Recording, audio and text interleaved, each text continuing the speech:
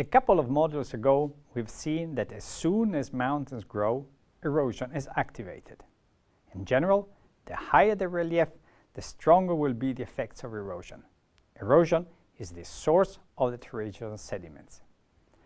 The type and amount of sediment eventually being delivered to the sedimentary bases onshore and offshore will depend in a significant way from the type and amount of sediments produced in the source area. How sediments are then produced? What will be their grain size and composition? What are controlling processes? These are the issues we want to address in this module.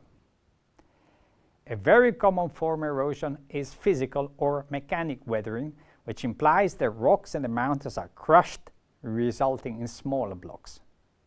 We can mention two important processes. A very powerful mechanism is thermal expansion. Daily temperature variation in the mountains can be very high, possibly up to 20 degrees. Rocks will expand and contract and consequently break. Rocks can also break because of the expansion associated with freezing of water percolating in cracks inside the rock. As you know, ice has a larger volume than water and causes then widespread fracturing. These processes in the mountains are very effective because rocks typically have widespread discontinuities caused by layering or tectonic fracturing. Fractured blocks will fall down. Walking along the foot of the mountains, you can see easily the results of intense mechanical weathering, huge masses of rocks. Interesting to observe that you will find the largest blocks at the bottom of the scree. Rocks can also be eroded by chemical processes essentially driven by water.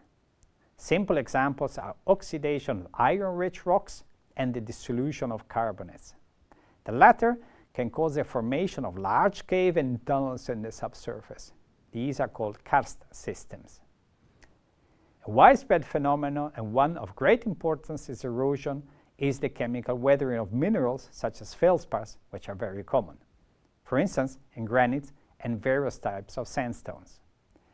The CO2 contained in the rainwater will react with the feldspars, creating clay minerals, typically rich in aluminium and various ions, such as potassium, which is then dissolved in water.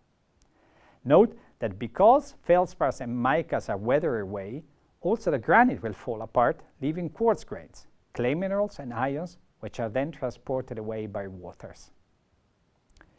In the picture, you see the results of chemical weathering. Waters and rivers have no coarse grains. All is dissolved and brought in solution to the valleys. Very different from rivers where mechanic erosion is dominating. Weathering, very different processes leading to very different types of erosional products. In the plot, you see that temperatures and precipitations control the type of weathering occur in a specific region. Warm and wet domains are ideal for chemical reactions. Dry and cold mountains, on the contrary, will be dominated by mechanical erosion.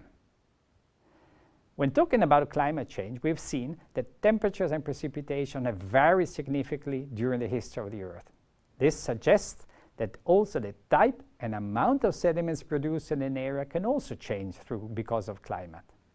If, for instance, climate becomes warmer and wetter, a given region will cease producing coarse-grained sediments with various minerals and will start instead delivering sediments which are clay-rich and with little feldspars and micas.